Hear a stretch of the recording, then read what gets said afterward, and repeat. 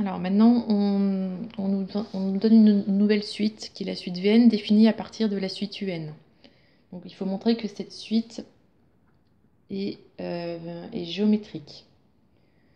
Donc on veut montrer une suite géométrique. C'est une suite qui, quand on multiplie le terme d'avant par Q, par la raison, on obtient le terme d'après. Donc quand on multiplie Vn par Q, on doit obtenir Vn plus 1. Donc ça, c'est la définition d'une suite géométrique. Donc il faut montrer qu'on a bien ça. Donc on va partir de Vn plus 1. On va partir de ça et petit à petit, on va arriver à ça en ayant la valeur de Q. Donc en remplaçant là-dedans, donc si on remplace par n plus 1 là, il faut remplacer par n plus 1 ici. Un plus 1, on va utiliser cette formule-là. Donc ça, c'est bien de le réécrire avant ce type de question, comme ça vous avez tout sous les yeux. Donc ça fait 0,8 un plus 50 moins 250. Donc 0,8 un, là on peut calculer ça. Donc ça fait moins 200. Ensuite, on veut retrouver Vn. Donc là, il n'y a aucun nombre devant Un.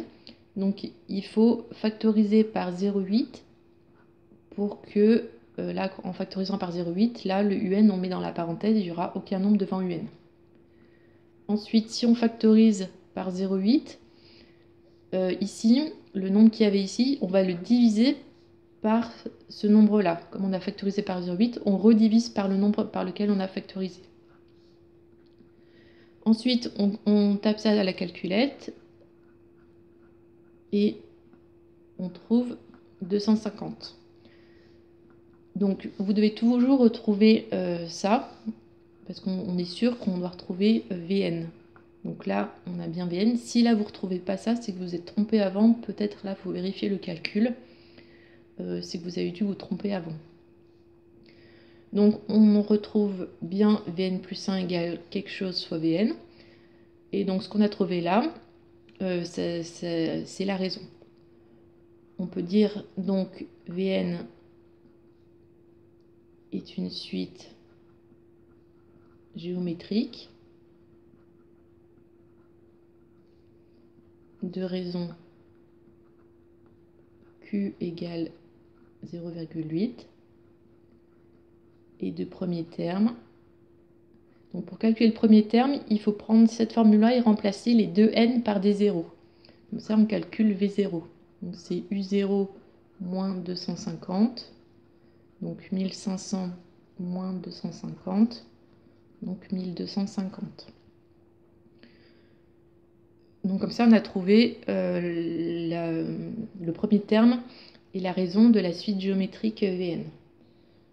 Donc on en a besoin pour répondre à la question d'après, qui est exprimer Vn en fonction de n. Donc là, le seul but de prouver que Vn est une suite géométrique, de faire tout ça, pour prouver qu'elle est géométrique, c'est de pouvoir utiliser l'autre formule des suites géométriques qui est Vn égale V0 fois Q puissance n.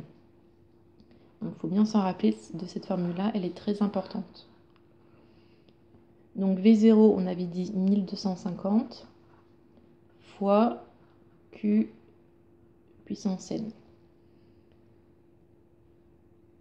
En déduire que Un égale, etc. Donc maintenant qu'on a trouvé Vn, on va réutiliser cette formule-là, mais en isolant Un, c'est-à-dire en passant le moins 250 de l'autre côté. Donc ça va faire Vn plus 250 est égal à Un. Donc du coup, je vais l'écrire dans l'autre sens, donc ça fait Un égale Vn plus 250. Et Vn, on vient de dire que c'était ça, donc ça fait 1250 fois 0,8 puissance n plus 250. Voilà, donc c'est bien ce qui nous donnait. Quelle est la surface de terrain engazonné au bout de 4 années? Donc, l'avantage de cette formule-là par rapport à cette formule-là, c'est que là, on est obligé de tout calculer. On est obligé de calculer U1, après U2, on est obligé de tout faire dans l'ordre. Si on veut U10, il faut tous les calculer entre U0 et U10.